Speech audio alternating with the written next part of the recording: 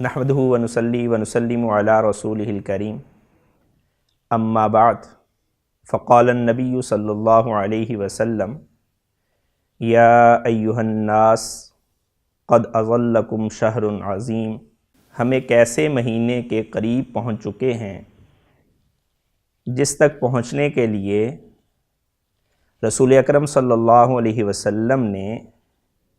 باقاعدہ دعائیں مانگی ہیں۔ سیدنا انس رضی اللہ تعالیٰ عنہ سے روایت ہے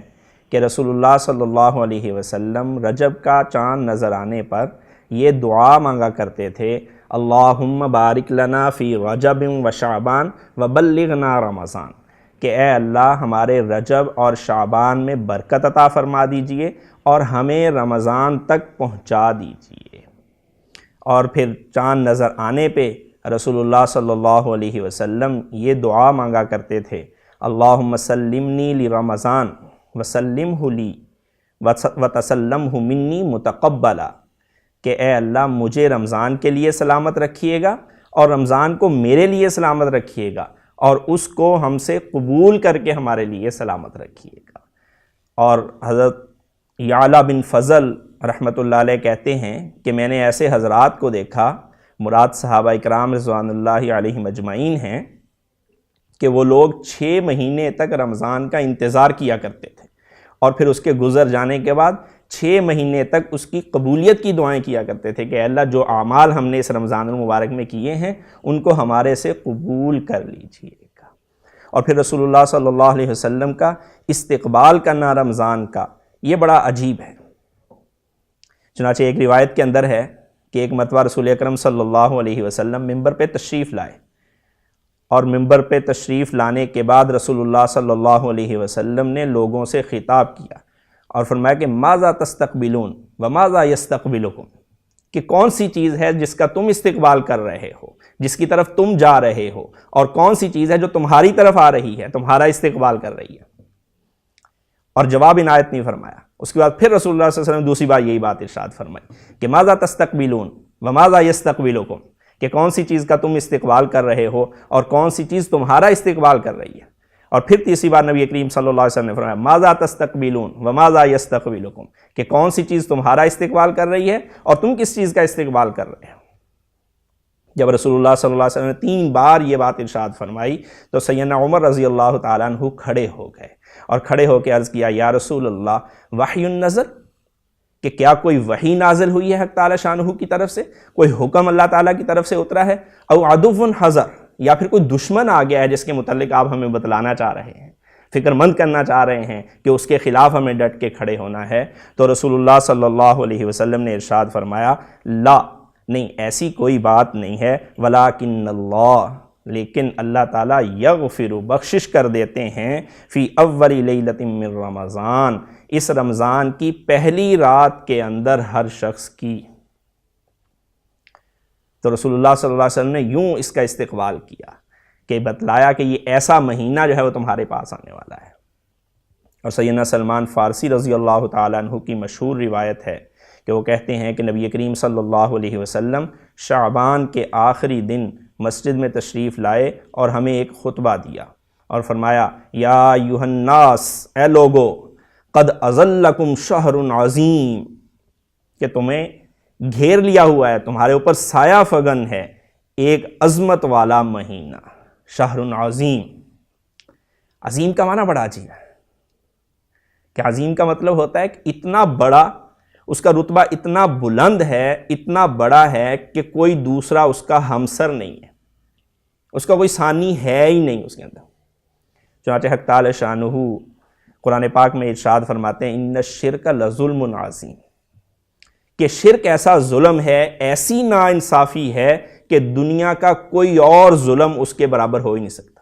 سب سے بڑا ظلم ہے۔ اور رسول اللہ صلی اللہ علیہ وسلم کے اخلاق قرآن پاک نے بیان کیے ہیں تو فرمایا، انک لعلی خلق عظیم، کہ اے نبی جی آپ جن اخلاق کے اوپر فائز کر دیے گئے ہیں ایسے اخلاق کسی دوسرے کے لیے لانا ممکن ہی نہیں ہے۔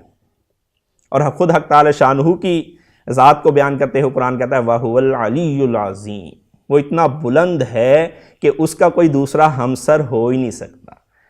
رسول اللہ صلی اللہ علیہ وسلم اس مہینے کے متعلق یہ فرما رہے ہیں یا ایھا الناس، اے لوگو، قد اظلکم شہر عظیم، بڑی عظمت والا مہینہ ہے کہ کوئی دوسرا مہینہ، کوئی دوسرے ایام اس کا مقابلہ کر ہی نہیں سکتے، اس کے ہمسر ہو ہی نہیں سکتے۔ اور اس کے بعد رسول اللہ صلی اللہ علیہ وسلم نے فرمایا شہر مبارک، یہ برکتوں والا مہینہ ہے،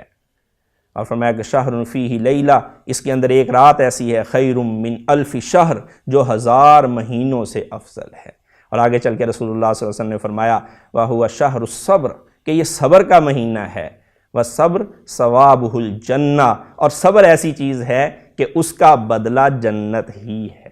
کہ حق تعالی شانہ صبر کرنے والے کو جنت میں پہنچا دیتے ہیں۔ تو رسول اللہ صلی اللہ علیہ وسلم نے جس مہینے کا ایسے استقبال کیا اور اس کے لیے لوگوں کو متوجہ کیا، ہم لوگ آج اس مہینے کے قریب پہنچ چکے ہیں۔ تو ہمیں یہ سوچنا ہے،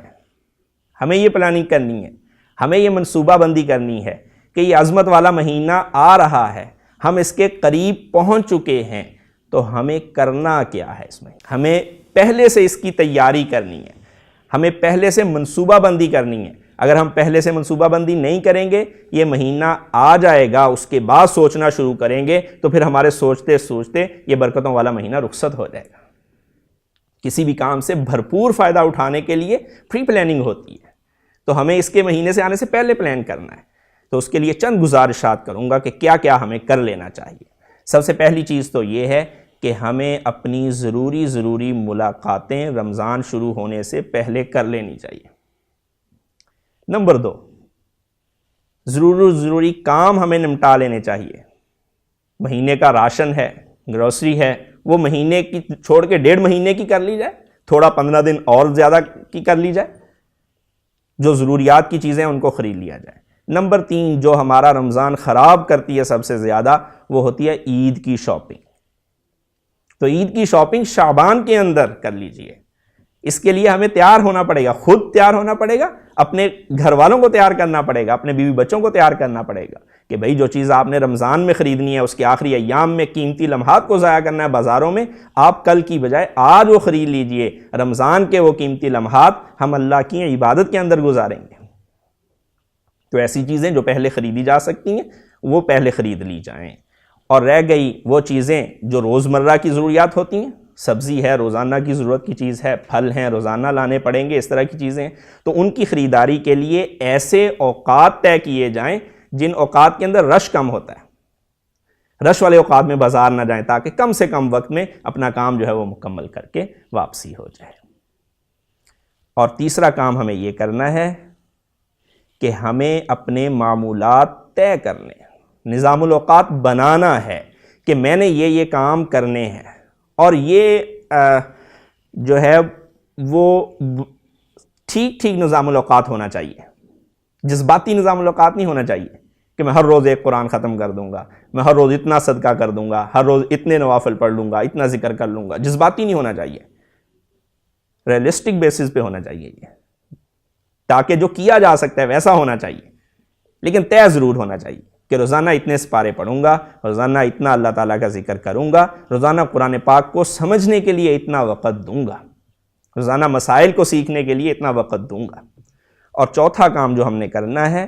وہ یہ ٹھان لینا ہے کہ اس رمضان کو میں نے اپنے اندر تبدیلی کا باعث بنا کے چھوڑنا ہے، کہ یہ رمضان آیا ہے، یہ طے کر لینا ہے کہ میں نے اپنے اندر تبدیلی لانی ہے، چاہے کوئی ایک چھوٹی سے چھوٹی تبدیلی ہی کیوں نہ ہو، اپنا کوئی ایک خلق ہی سیکھا جائے، کوئی ایک اچھے نبی کریم صلی اللہ علیہ وسلم کی صفت ہی کو اپنایا جائے، کوئی ایک جو ہے وہ برائی ہی چھوڑی جائے،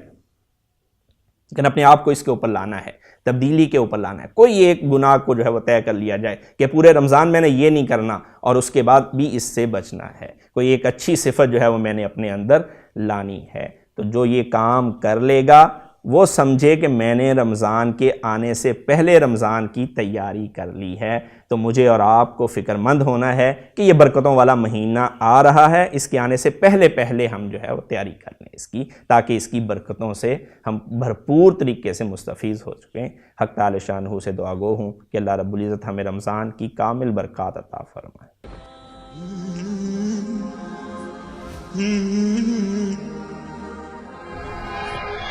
رمضان ده حياتي، شمعة على مماتي، يا ربي دعاتي تقبلها عطول. رمضان ده رحمة